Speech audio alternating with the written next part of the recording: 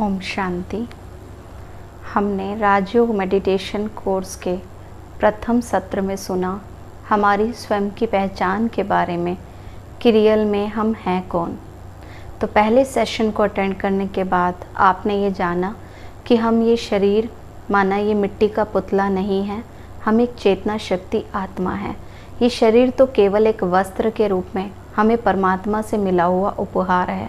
जिस प्रकार मकान अलग होता है और मकान मालिक अलग होता है, तो ये शरीर एक मकान की तरह है और इस शरीर में चेतना शक्ति हम आत्मा विराजमान है जो इस शरीर के द्वारा कार्य कराते हैं। फिर हमने ये भी जाना कि हमारी असली पहचान आत्मा है और आत्मा इस शरीर को चला रही है। और आत्मा की 3 शक्ति होती हैं, मन, बुद्धि, संस्कार। मन हमारी विचार शक्ति है। मन के द्वारा हम बहुत सारे विचार सारा दिन अपने मन में क्रिएट करते हैं। तो हमें ज़्यादातर अपने मन में पवित्र विचार लाने हैं, पॉजिटिव थॉट्स लाने हैं। और वो पॉजिटिव थॉट्स कौन कौन से होते हैं? जो 3 विचार आपको बताए गए थे। सबसे पहला कि मैं एक शांत स्वरूप आत्मा हूँ, मेरा स्वधर्म शांति है। तो जब हम अपने इस स्टेज में स्थित होते हैं तो सामने चाहे हमारे कोई भी व्यक्ति गुस्सा कर रहा है, कोई अशांत है, कोई नेगेटिव वर्ड्स बोल रहे हैं, कोई हम पर ब्लेम कर रहे हैं, लेकिन जिस समय अगर मुझे ये याद है कि मैं एक शांत स्वरूप आत्मा हूँ, तो उनके नेगेटिव रिएक्शंस का रिस्पॉन्स हम अपनी शांत स्वरूप स्टेज में स्थित होकर के देते हैं। माना कोई अगर सामने से गुस्सा कर रहा है, लेकिन उनको मुझे किस वे में आंसर देना है, मुझे भी उनकी तरह गुस्से में रहना है, इरिटेटिंग रहना है, नेगेटिव वे में रिस्पॉन्स देना है, या शांत रहकर उन्हें प्यार से जवाब देना है, खुश रहकर प्यार से उनसे बात करनी है। तो चॉइस हमारे अपने पास होती है। तो जब हम अपने आप को शरीर समझते हैं तो हमारे अंदर गुस्सा, अशांति, टेंशन ये ज़्यादा क्रिएट होते हैं। जब हम अपने आप को आत्मा समझते हैं तो नेचुरली हमारे अंदर खुशी, आनंद, स्नेह, शक्ति ये बढ़ता जाता है। तो इसलिए ज़रूरत किस चीज़ की है कि हम अपने स्वधर्म में स्थित रहें कि मैं एक शांत स्वरूप आत्मा हूँ। आजकल ज़्यादातर हम लोगों को देख रहे हैं कि उनको छोटी छोटी बात पर गुस्सा आ जाता है, चिड़चिड़े हो जाते हैं, घबरा जाते हैं, टेंशन में आ जाते हैं। तो उसका रीज़न यही है कि उनकी इनर पावर कम होती जा रही है। जिस प्रकार कहा जाता है कि किसी भी अच्छे कार्य को करने के लिए, किसी भी बड़े कार्य को करने के लिए हमारे अंदर आत्मविश्वास का होना बहुत ज़रूरी है। और वो आत्मविश्वास हमारे अंदर तभी आएगा जब हम आत्मचिंतन करेंगे। जितना जितना हम आत्मचिंतन करते हैं तो हमारी इनर पावर, आंतरिक शक्तियाँ, आत्मिक शक्तियाँ बढ़ती जाती हैं। दूसरा विचार आपको बताया गया कि मैं एक शुद्ध पवित्र आत्मा हूँ। पवित्र आत्मा का काम क्या होता है कि पवित्र आत्मा कभी भी किसी की बुराई नहीं देखती हैं। लेकिन आज ज़्यादातर ये देखा जा रहा है कि प्रत्येक मनुष्य सारा दिन एक दूसरे की बुराई नोट करने में लगा हुआ है। हर एक मनुष्य आजकल एक गेम खेलने में लगे रहते हैं जो है लेग पुलिंग का गेम। माना एक दूसरे की टांग खींचना, एक दूसरे की कमियां निकालना, एक दूसरे के दोष निकालना और उन बातों को चारों तरफ फैला देना। तो ये आज हम सारा दिन करते रहते हैं, जिसके कारण हमारे आसपास का वातावरण भी नेगेटिव बनता जाता है। तो आज प्रत्येक मनुष्य ने अपना नज़रिया नेगेटिव देखने का बना लिया है। जिस प्रकार सपोज़ एक बिल्कुल प्योर वाइट ड्रेस है और उसके ऊपर एक ब्लैक डॉट लगा हुआ है, तो हमारी नज़र किसके ऊपर जाती है? वो प्योर वाइट ड्रेस की तरफ ज़्यादा ध्यान जाता है या वो जो ब्लैक डॉट लगा हुआ है उसकी तरफ ज़्यादा ध्यान जाता है? तो अगर अनुभव से देखें तो ये देखा जाता है कि ज़्यादातर मनुष्य उस ब्लैक डॉट को ही बार बार देख रहे होते हैं। तो इसलिए ये हम निर्णय निकाल सकते हैं कि मनुष्य का जो नेगेटिव एटीट्यूड बन गया है, माना हर चीज़ में उनको कमी निकालने की आदत पड़ गई है, जिसके कारण वो हर वक्त अपने जीवन में अशांत रहते हैं। उनके जीवन में सब कुछ होते हुए भी वो हर चीज़ में नेगेटिव देखते रहते हैं। सपोज़ किसी ने हमारे साथ 10 बार बहुत अच्छा बिहेव किया, 10 बार हमसे प्यार से बात की, हमारी हेल्प की, सब कुछ अच्छा किया, लेकिन 1 या 2 बार कुछ नेगेटिव बोल दिया, कुछ नेगेटिव बिहेव कर दिया, तो हम क्या ज़्यादा याद रखते हैं? उनकी 10 बार की अच्छाई याद रखते हैं या 1-2 बार जो उनसे कुछ गलती हो गई उस बात को ज़्यादा याद करते हैं। तो देखा ये जाता है कि ज़्यादातर मनुष्य क्या करते हैं कि वो 1 या 2 बार के इंसिडेंट्स को पकड़ कर बैठ जाते हैं और उसी बेस पर बार बार दूसरे मनुष्य को ताना देते रहते हैं, टॉन्टिंग वे में उनसे बात करते हैं, उनकी कमियां निकालते रहते हैं। जो उन्होंने 10 बार अच्छा किया उसकी एप्रिसिएशन कोई नहीं करता, उनकी महिमा कोई नहीं करते, बस सारा दिन हम नेगेटिव वे में बिहेव करते हैं, जिस कारण नेगेटिव देखते देखते हमने अपने मन के अंदर नेगेटिव एनर्जी जमा कर ली है। अगर हम 1 उंगली किसी दूसरे की तरफ उठाते हैं तो 3 उंगली हमारे खुद की तरफ होती है, माना उनसे 3 गुना ज़्यादा कमी हमारे स्वयं के अंदर है। तो हमें अपनी उन कमियों को चेक करना है और उन्हें चेंज करना है। जिस प्रकार एक स्टोरी के माध्यम से हम ये बात जान सकते हैं कि एक बार एक दूध वाला था, वो बहुत गरीब था और वो एक बड़े दुकानदार के पास रोज़ाना दूध के पैकेट माना मक्खन निकाल करके बेचने के लिए जाता था। तो वो दूध का मक्खन निकाल करके उसके पैकेट बनाता था रोज़ाना और उस दुकानदार को बेच करके आता था। तो वो दुकानदार भी रोज़ाना उसके पैकेट ले करके बहुत खुशी से रख लेता था। एक दिन क्या हुआ, दुकानदार ने सोचा कि इतने सारे मुझे पैकेट देकर जाता है, 100 के अराउंड पैकेट देकर जाता है। तो उसने एक दिन सारे पैकेट तोल करके देखे तो देखा कि हर पैकेट के अंदर 100 ग्राम वज़न कम था। तो उस दुकानदार को बहुत क्रोध आया और उसने सोचा कि ये दूध वाला तो मेरे साथ चीटिंग करता है, इसने तो हर पैकेट में 100 ग्राम वज़न मुझे कम दिया है और मैं तो इस पर विश्वास करके इसको रोज़ाना पैसे दे देता हूँ, तो फिर भी ये मेरे साथ चीटिंग करता है। तो इस तरह से उसने नेक्स्ट डे जब वो दूध वाला आया तो उससे पूछा कि तुम मेरे साथ इतनी चीटिंग क्यों करते हो, तुमने तो मुझे हर पैकेट 100 ग्राम कम दिया है। तो फिर वो दूध वाला बोलता है कि मैंने तो साफ मेरे पास तोलने के लिए वो जो तोलने वाले वज़न वाले बट्टे होते हैं वो मेरे पास थे ही नहीं, तो मैं बहुत गरीब हूँ, मेरे पास वो पैसे भी नहीं है, इसलिए जो मैं आपसे 1 किलो चीनी लेकर के गया था उसी को मैं एक तरफ तराजू के एक साइड रखता हूँ और एक साइड अपने मक्खन के पैकेट रखता हूँ और दोनों का वेट इक्वल करके नाप करके तब मैं आपको दे करके जाता हूँ। तो बाद में क्या हुआ आप ये जान ही सकते हैं कि उस दुकानदार को बहुत गिल्ट फील हुआ और उसने ये महसूस किया कि मैंने खुद उसको 100 ग्राम चीनी कम दी थी, जिसके आधार पर उसने वो मक्खन के पैकेट तोल करके मुझे दिए। तो इस तरह से हम देख सकते हैं कि आज हम किसी की एक गलती के लिए दूसरे को बहुत जल्दी नेगेटिव ठहरा देते हैं, उस पर ब्लेम लगा देते हैं, लेकिन कहीं ना कहीं हम अपनी गलती को चेक करना भूल जाते हैं। इसलिए परमात्मा यही कहते हैं कि हमेशा अपने नज़रिए को पॉजिटिव रखो, शुद्ध रखो, दूसरे के लिए कभी भी अपने मन में नेगेटिव भावनाएं हमें नहीं लानी है, क्योंकि सभी आत्माएं परमात्मा के बच्चे हैं, सभी शुद्ध पवित्र आत्माएं हैं। तो जब भी हम किसी से मिलें तो हमेशा अपने मन में यही चिंतन रखें कि मैं भी एक शुद्ध आत्मा हूँ और ये भी एक शुद्ध आत्मा है। क्योंकि 2 चीज़ें हमें हमेशा याद रखनी चाहिए कि हमें स्वमान में रहना है, अभिमान में नहीं। स्वमान और अभिमान इन दोनों चीज़ों में बहुत बड़ा अंतर है। स्वमान अर्थात कि मुझे ये याद रहे कि मैं एक शुद्ध पवित्र आत्मा हूँ, मैं एक शांत स्वरूप आत्मा हूँ, मैं एक शक्तिशाली आत्मा हूँ, और मुझे ये भी याद रहे कि मेरे जो आसपास लोग रहते हैं, जो भी मित्र संबंधी हैं, रिलेटिव्स हैं, फ्रेंड्स हैं, वो भी सभी शुद्ध आत्मा हैं, पवित्र आत्मा हैं, शांत स्वरूप आत्मा हैं। ये है स्वमान में रहना। और अभिमान क्या है कि मैं तो शांत रहने वाली आत्मा हूँ, मैं तो शांत रहता हूँ सारा दिन, लेकिन ये सभी लोग गुस्सा करते रहते हैं।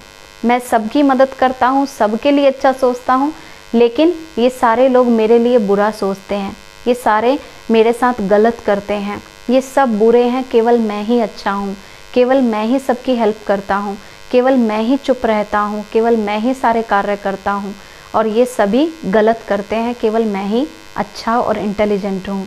तो ये है अभिमान। तो अभिमान और स्वमान में बहुत बड़ा डिफरेंस है, हमें इसे पहचानना है और स्वमान में रहना है, अभिमान में नहीं। जो स्वमान में रहने वाला होगा वो अपने को भी सम्मान देगा और दूसरे को भी सम्मान देंगे। वो सारा दिन कर्म करते हुए ये याद रखेंगे कि मैं एक शांत स्वरूप आत्मा हूँ, सभी शांत स्वरूप हैं, मैं शुद्ध आत्मा हूँ तो सभी शुद्ध आत्माएं हैं। तो इस तरह से हमने स्वमान और अभिमान के बीच में अंतर समझा। अगला हम जानेंगे कि वो परमात्मा कौन है। जैसा कि हम सभी जानते हैं कि हम आज दिन तक सभी भगवान से मिलना चाहते थे, भगवान को ढूंढ रहे थे कि आखिर वो भगवान है कौन। तो जैसा आपने जाना फर्स्ट सेशन में हमें पता चला कि मैं एक चेतना शक्ति आत्मा हूँ। तो जैसे आत्मा एक सितारा है, एक ज्योति बिंदु है, तो उसी प्रकार आत्मा का पिता परमात्मा वो भी एक ज्योति है, एक शक्ति है, पर उसको हम कह सकते हैं वो महाज्योति है, वो सर्वोच्च सत्ता है, वो ऑलमाइटी अथॉरिटी है, वो सर्वशक्तिवान है। तो सर्वोच्च सत्ता को हमें याद करना है। तो किस विधि से याद करना है कि सबसे पहले हमें खुद को भी याद दिलाना है कि मैं भी एक ज्योति बिंदु आत्मा हूँ और मेरा पिता परमात्मा भी एक ज्योति बिंदु है। जिस प्रकार जानवर का पिता जानवर जैसा दिखता है, पक्षी का पिता पक्षी जैसा दिखता है, उसी प्रकार आत्मा एक ज्योति बिंदु है, तो आत्मा का पिता परमात्मा भी ज्योति बिंदु है। अब वो ज्योति बिंदु है कौन और वो कहाँ का रहने वाला है और हमारा भी असली घर कौन सा है, तो ये सभी बातें आज के सेशन में आपको बताई जाएंगी कि हमारा असली घर कौन सा है। सबसे पहले आपको ये बताया जाता है कि आखिर हमें भगवान को याद कैसे करना चाहिए। भगवान को याद करने के लिए भगवान हमसे ये नहीं कहता कि तुम रोज़ आना मेरे सामने कोई घी के दिए जलाओ या तुम रोज़ आना मेरी अगरबत्ती धूप बत्ती से मेरी आरती उतारो। भगवान केवल इतना कहते हैं कि तुम सच्चे दिल से मुझे याद करो, चलते फिरते हर कर्म करते तुम मेरी याद में रहो, तो मैं हर समय तुम्हारे साथ रहूँगा, मैं हर समय तुम्हारी मदद करता रहूँगा। क्योंकि देखा ही जाता है आज इंसान पूजा पाठ तो करते हैं, 10 मिनट मंदिर में खड़े रहेंगे, पूजा करते रहेंगे, लेकिन वो 10 मिनट भी पूरी तरह से उनका मन परमात्मा की तरफ एकाग्र नहीं हो पाता। उस 10 मिनट में भी उनको 10 बातें याद आ जाती हैं। तो फिर अगर हमने सही रीति से भगवान को याद ही नहीं किया, केवल हमने आरती कर दी, केवल हमने दिया जला दिया, तो क्या हमारी याद परमात्मा तक पहुंच जाती है? नहीं। तो इसलिए हमें सच्चे मन से परमात्मा को याद करने की ज़रूरत है। क्योंकि आज के इंसान जब बहुत ज़्यादा उनके जीवन में सुख होता है तो वो इतना ज़्यादा उन सुखों में मगन हो जाते हैं कि भगवान को शुक्रिया तक करना भूल जाते हैं, भगवान को याद ही नहीं रखते। और जब उनके जीवन में दुख आता है, समस्याएं आती हैं, विघ्न आते हैं, तो वो भगवान को याद करना शुरू कर देते हैं, उनसे मदद मांगने लग जाते हैं। तो इसलिए हमें केवल ज़रूरत पड़ने पर भगवान को याद नहीं करना है, हमें हमेशा उस परमात्मा को अपना साथी बना करके याद करना है, उस परमात्मा को सच्चे दिल से याद करना है। तो वो परमात्मा भी हमेशा हमारी मदद ज़रूर करते हैं। जिस प्रकार एक माता पिता हैं और वो माता पिता के बच्चे होते हैं, तो वो बच्चे कब माना अपने पेरेंट्स को खुश कर सकते हैं? क्या वो अपने पेरेंट्स की आरती करके, पूजा करके, उनके सामने घी के दिए जला के अपने पेरेंट्स को खुश रख सकते हैं? नहीं ना। माता पिता कब खुश रहते हैं? जब वो ये देखते हैं कि हमारे बच्चे अच्छे कर्म कर रहे हैं, हमारे बच्चों के अंदर बहुत अच्छी आदतें हैं, हमारे बच्चे हमेशा अच्छा व्यवहार रखते हैं सबके साथ, अच्छे संस्कार अपने अंदर बना रहे हैं, तो पेरेंट्स अपने आप ही खुश रहते हैं। और बच्चों के कहने से पहले पेरेंट्स बच्चों की मदद कर देते हैं। जो चीज़ें बच्चों को चाहिए होती हैं वो मांगने से पहले वो उनको ला करके दे देते हैं। ठीक उसी प्रकार वो परमात्मा भी हमारा माता पिता है। आज दिन तक हम मंदिर में जा कर के यही गाते थे कि तुम ही माता हो, तुम ही पिता हो, तुम ही बंधु हो और तुम ही सखा हो। तो उस परमात्मा के साथ भी हमारे सारे संबंध हैं, वो हमारा माता पिता भी है और बंधु सखा भी है। लेकिन आज दिन तक हमने केवल मंदिर में जाकर के ये गायन ही किया कि तुम माता पिता हो। क्या हम सच्चे दिल से एक पिता की तरह उसको फील करते हैं? जब हमारे जीवन में एक पिता की ज़रूरत हो तो अपने मन की बातें उस पिता से कहें। जब हमें एक दोस्त की ज़रूरत हो तो हम अपने मन की बातें उस खुदा दोस्त को बताएं। तो आप ये महसूस करेंगे कि वो दिल से हमारी सारी बातें सुनते हैं और हमें मदद भी ज़रूर करते हैं। वो सच्चा पिता है, वो सच्चा रक्षक है हमारा, वो हमारा सच्चा दोस्त है जो हर घड़ी पे हमारा साथ देता है। कोई मित्र संबंधी को अगर हम किसी परिस्थिति में अचानक बुला लें तो वो अचानक क्या कहेंगे कि भैया तुमने मुझे पहले से क्यों नहीं बताया, भाई अगर तुम मुझे पहले से बता देते तो मैं आ भी जाता, अब तो मेरा पहुंचना बहुत मुश्किल है। तो ठीक उसी प्रकार से हम ये देखेंगे कि कोई भी देहधारी व्यक्ति हर जगह, हर स्थान पर, हर टाइम पहुँच करके हमारी मदद नहीं कर सकता, लेकिन वो परम पिता परमात्मा वो महाज्योति है और उस ज्योति को एक स्थान से दूसरे स्थान पर जाने में 1 सेकंड भी नहीं लगता। वो परमात्मा 1 सेकंड में हमारे पास पहुंच जाते हैं, हमारी हर जगह हर स्थान पर मदद करते हैं। बस ज़रूरत है कि सच्चे दिल से हम उस भगवान को याद करें। जिस प्रकार हम देखेंगे, हम कोई भी कार्य करते हैं अगर, लेकिन वो कार्य करते करते अगर हम यही समझते रहें कि मैंने इतना कार्य किया, मेरे बिना तो ये कार्य हो ही नहीं सकता था, मेरे ऊपर ये सारी जिम्मेवारी है, मुझे ही सब कुछ करना पड़ता है, तो इस तरह से मैंपन के वश होकर हम कर्म करते हैं। माना देह अभिमान में रहकर हम सारा दिन कार्य करते हैं और सारा दिन दूसरों को भी हम उसके लिए ब्लेम करते रहते हैं कि तुमने कुछ भी नहीं किया और मैंने इतना कुछ किया। तो इस कारण क्या होता है, वो हमारे कर्म जो हम अच्छे कर्म करते रहते हैं लेकिन अहंकार वश आकर के करते हैं, तो उसका हमारा कोई भी पुण्य का खाता जमा नहीं होता, क्योंकि सारा दिन हमने दूसरों को सुना सुना करके कर्म किया, तो उसके 100% मार्क्स हमारे भगवान लगा देते हैं। लेकिन क्योंकि हमने अहंकार में आके किया और दूसरों को सुना सुना के किया, आर्ग्यूमेंट्स करते करते किया, तो वो हमारे 100 नंबर जमा होने की बजाय बिल्कुल 0 हो जाते हैं। इसलिए कभी भी कोई अच्छा कर्म करें तो उसको बार बार हम सुनाएं ना और मैंपन में नहीं करें। जितना ज़्यादा हम कर्म करते हुए हम ये याद रखेंगे कि वो परमात्मा मेरे साथ हैं, उस भगवान का शुक्रिया अदा करते हुए, उस भगवान को थैंक्स करते हुए हर कर्म करेंगे, तो वो भगवान की मदद हमें हर कर्म करते हुए मिलने लगती है।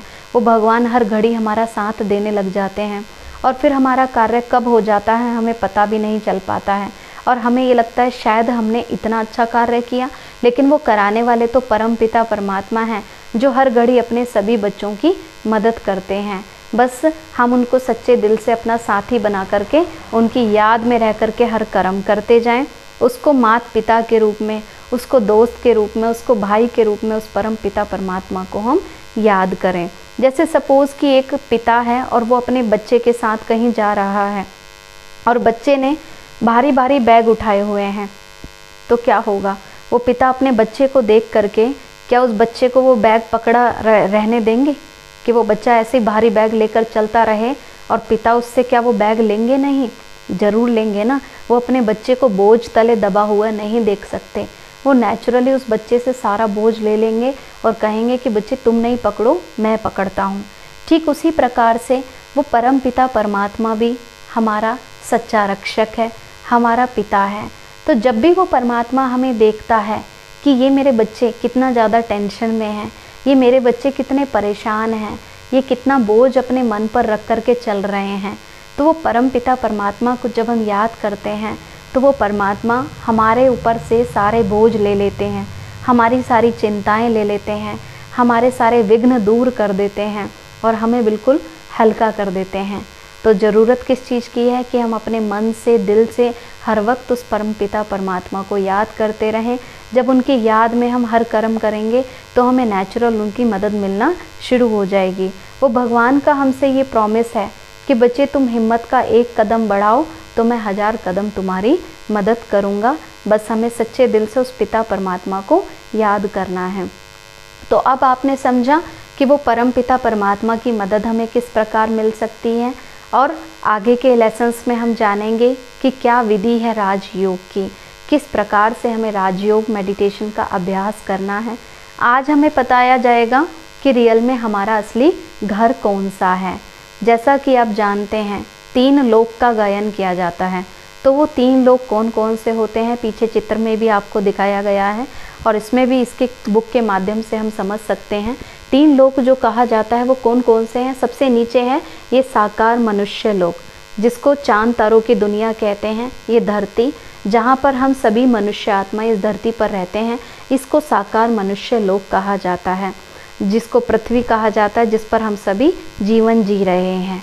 उससे भी ऊपर जाएं, इस साकार मनुष्य लोक से भी जब हम ऊपर की तरफ जाते हैं, इस आसमान को पार करते हुए जब जैसे जैसे हम ऊपर बढ़ते जाते हैं तो सफ़ेद सफ़ेद आसमान आता जाता है, जिसको सूक्ष्म लोक कहा जाता है, जहाँ ब्रह्मा विष्णु शंकर पुरियाँ हैं।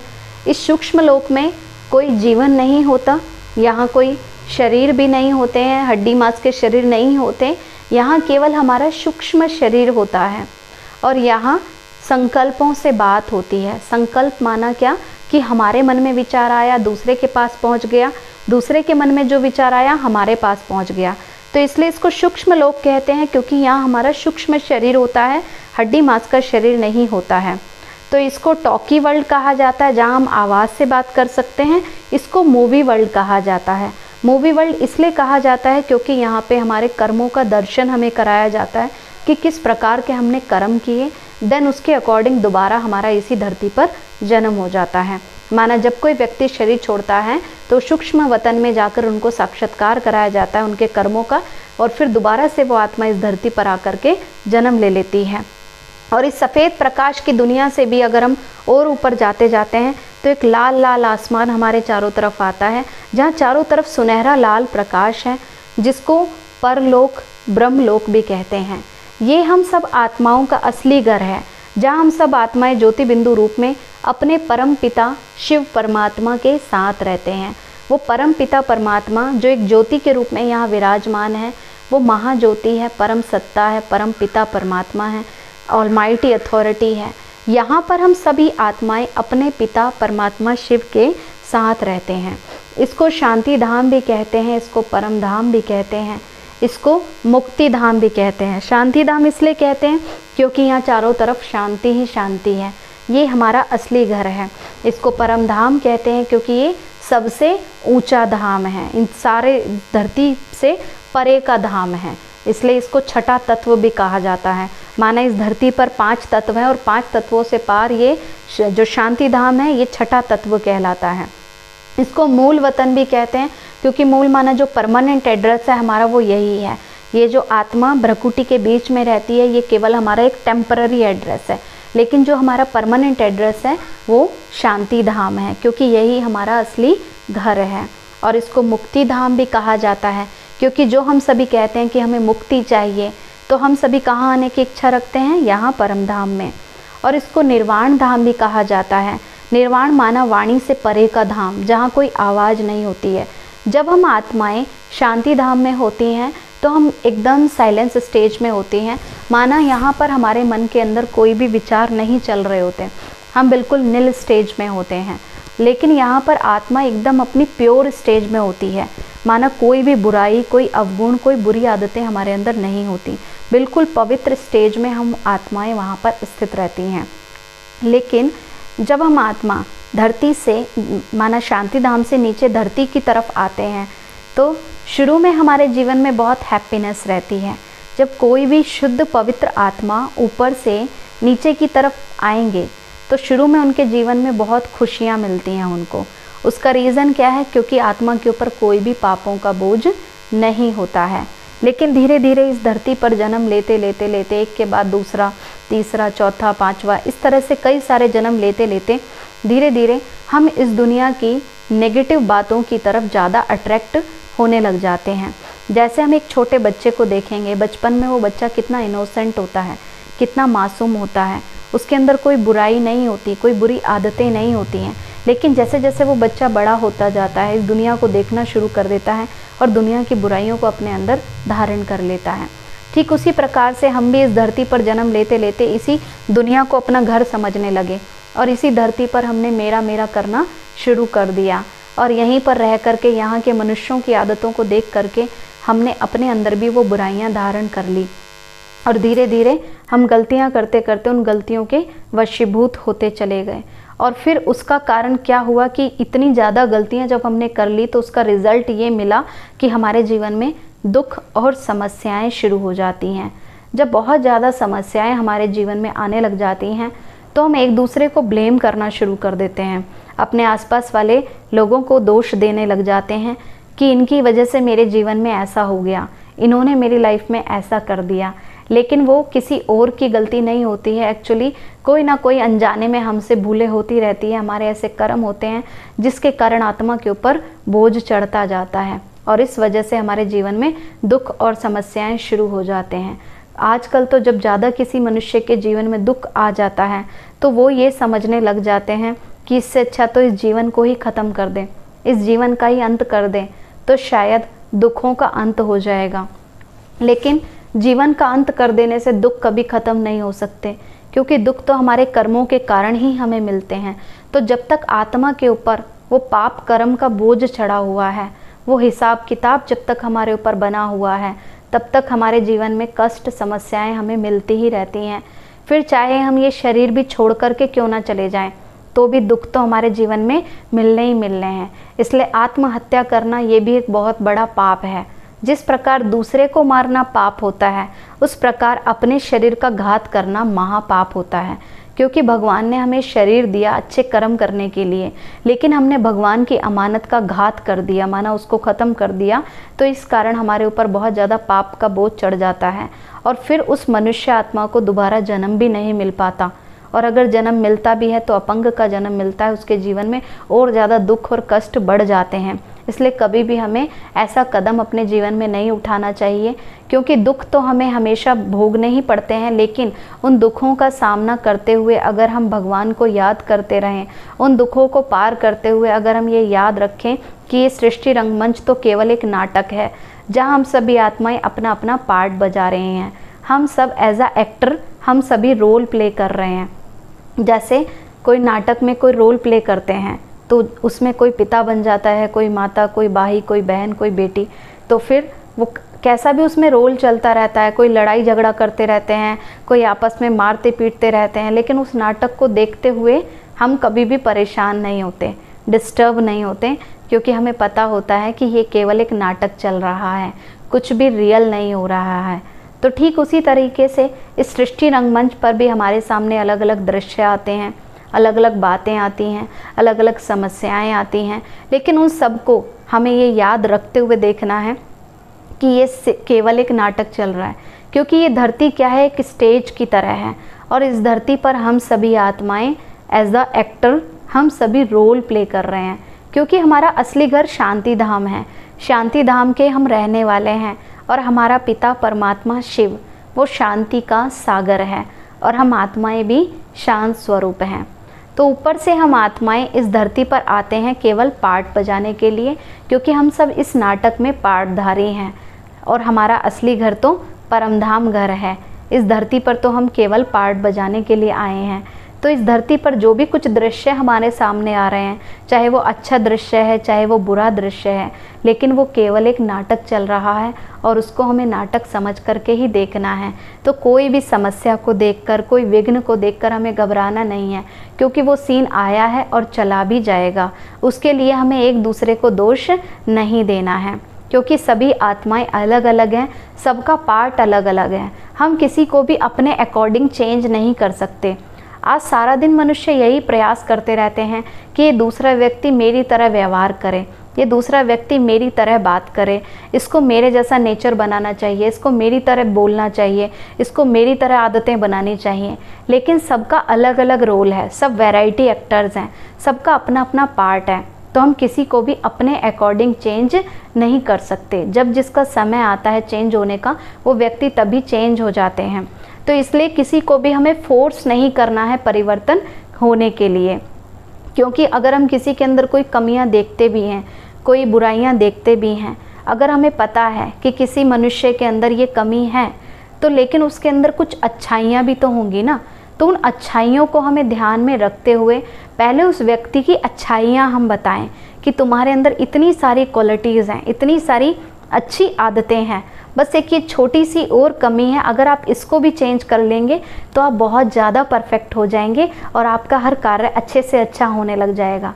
तो अगर हमें किसी की कमियों की तरफ अटेंशन दिलवाना भी है तो इस प्रकार पहले हम उनकी अच्छाइयाँ बताएं, उनके गुण बताएं, फिर उस कमी की तरफ ध्यान खिंचवाएं। तब नेचुरली दूसरे को भी अंडरस्टैंडिंग आएगी और वो भी हमारी बात को समझ सकेंगे। इसलिए कभी भी हमें सीधे सीधे किसी को टोंटिंग वे में नहीं कहना कि तुम तो बुरे हो, तुम बेकार हो, तुम खराब हो, तुमसे ये नहीं हो सकता, तुम ये नहीं कर सकते। क्योंकि आज कलयुग के टाइम पर आते आते सभी मनुष्य आत्माएं बिल्कुल कमज़ोर हो चुकी हैं। उन मनुष्य आत्माओं के अंदर शक्तियाँ नहीं रही हैं।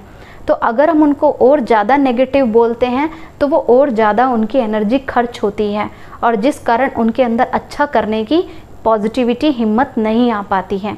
इसलिए अगर हम चाहते हैं कि दूसरा व्यक्ति चेंज हो, अच्छा बने, तो हमें उनको पहले पॉजिटिव वाइब्रेशंस देने होंगे, पहले उनको पॉजिटिव एनर्जी देनी होगी, तभी दूसरे के अंदर वो क्षमता आ पाएगी कि वो अच्छा कर सकें।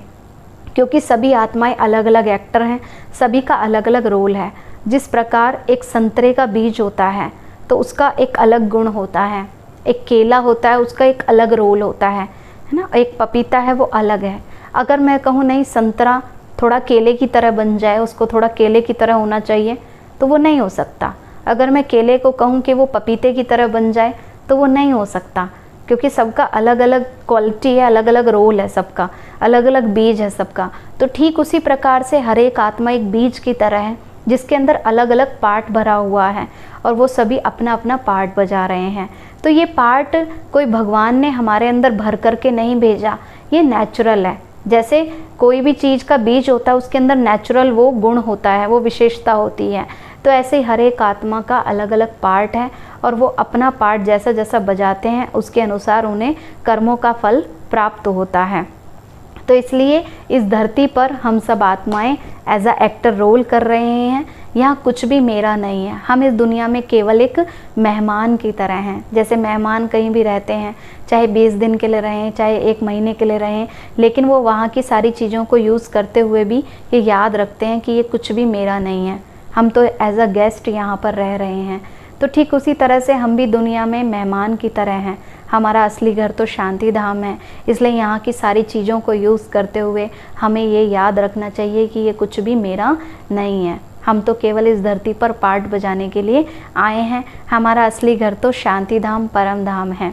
तो इसलिए दुनिया में भी ये कहा जाता है कि जहाँ से आए थे वहीं जाना है। ये दुनिया तो एक रैन बसेरा है, कब चले जाएं भरोसा नहीं। तो कहाँ से आए थे, ये क्वेश्चन का आंसर अभी तक हमारे पास नहीं था कि हमारा असली घर कौन सा है, हम इस दुनिया में क्यों आते हैं, कहाँ से आते हैं और फिर कहाँ हमें चले जाना है, और 3 लोक कौन कौन से होते हैं। तो 3 लोक ऐसा नहीं है कि धरती के नीचे कोई लोक है, कोई पाताल लोक है या ऊपर में कोई स्वर्ग लोक है। 3 लोक माना यही जहाँ इस धरती पर हम रहते हैं, इसको साकार मनुष्य लोक कहते हैं। और जो बीच में दिखाया जाता है, जो सफ़ेद प्रकाश के दुनिया दिखाई गई है, उसको सूक्ष्म लोक कहा जाता है, जहाँ हमारे कर्मों का हिसाब किताब किया जाता है। और उससे ऊपर परम धाम है जिसको ब्रह्मलोक परलोक भी कहा जाता है, जो हमारा असली घर है। तो परम धाम से हम आत्माएं इस धरती पर आती हैं। और अब क्योंकि सृष्टि का अंत चल रहा है तो शांति धाम से सभी आत्माएं लगभग नीचे आती जा रही हैं। जैसे जब नाटक पूरा होने वाला होता है तो सारे जो एक्टर्स होते हैं वो स्टेज पर आ जाते हैं। तो ठीक उसी तरह से शांति धाम से भी सारी आत्माएं नीचे आती जा रही हैं। इसलिए हम देख रहे हैं कि पॉपुलेशन भी कितना ज़्यादा बढ़ता जा रहा है। तो एक बार जो आत्मा नीचे आ जाती है फिर वो आत्मा अपने आप से वापस ऊपर नहीं जा सकती। क्यों नहीं जा सकती, उसका कारण क्या है? क्योंकि जब हम इस धरती पर आ जाते हैं, जन्म लेते रहते हैं, तो जन्म लेते लेते आत्मा के ऊपर बहुत सारे पापों का बोझ चढ़ जाता है। आत्मा के अंदर बहुत सारी बुराइयां आ जाती हैं, अवगुण आ जाते हैं, और बहुत सारे व्यक्तियों के साथ हमारा कर्मों का हिसाब किताब बन जाता है, कर्मों का लेन देन बन जाता है। तो वो सारा अकाउंट जब तक हम सेटल नहीं करते, जब तक हम अपना कंप्लीट प्योरिफिकेशन नहीं करते, जब तक हम अपनी सारी बुराइयों को नहीं छोड़ते, खुद को शुद्ध नहीं बनाते, खुद के अंदर की सारी बुराइयां, बुरी आदतें नहीं छोड़ते, तब तक कोई भी आत्मा वापस शांति धाम में दोबारा एंट्री नहीं ले सकती। इसलिए जब इस सृष्टि का लास्ट समय होता है, इस चक्र का, सृष्टि चक्र का अंतिम जब युग चल रहा होता है, तो खुद परम पिता परमात्मा इस धरती पर अवतरित होते हैं, यहाँ के मनुष्य आत्माओं को जगाने के लिए, उनको अच्छे कर्म सिखाने के लिए। तो ये वही समय चल रहा है जब भगवान खुद धरती पर आए हुए हैं। कहते हैं कि जब जब धर्म की ग्लानि होती है, धरा पर भ्रष्टाचार बढ़ता है, तो परमात्मा का अवतरण होता है। तो आज वही समय चल रहा है जिसको घोर कलयुग कहा जाता है। नेगेटिविटी दुनिया में बढ़ती जा रही है और ऐसे समय पर परम पिता परमात्मा आकर के हम मनुष्य आत्माओं को जगा रहे हैं कि आप भी अपना भाग्य बना लो, अच्छे कर्म कर लो, जिससे आपके ये जन्म तो अच्छा होगा ही होगा और आगे के जन्म भी अच्छे होते जाएंगे। लेकिन कहा जाता है कि जब भगवान आते हैं तो जो मूढ़मती मनुष्य होते हैं वो उनको नहीं पहचान पाते हैं ना। मूढ़मती मनुष्य अपने ही बातों में इतना ज़्यादा उलझे हुए होते हैं कि भगवान को पहचान ही नहीं पाते और अनेकों को भगवान समझ लेते हैं। कभी किसी को भगवान मान करके उनकी पूजा करते रहते हैं। लेकिन जो हमारा परम पिता परमात्मा है, जो एक महाज्योति है, निराकार है, सर्वोच्च सत्ता है, उसको भूल जाते हैं। और इसी कारण उनकी बुद्धि भटकती रहती है कि आखिर हम किसको याद करें, किससे अपना बुद्धि योग जोड़ें, कौन है हमारा असली पिता। तो आगे के लेसन्स में हम ये भी जानेंगे कि हमारा परम पिता परमात्मा कौन है, क्योंकि वो परम पिता परमात्मा तो हर घड़ी हमारी मदद करना चाहते हैं, हर समय हमें वो गाइडलाइंस देना चाहते हैं, डायरेक्शंस देना चाहते हैं, लेकिन उनके डायरेक्शंस को हम कैच नहीं कर पाते, समझ नहीं पाते, क्योंकि हमारी बुद्धि बहुत सारी व्यर्थ की बातों में उलझी हुई रहती है।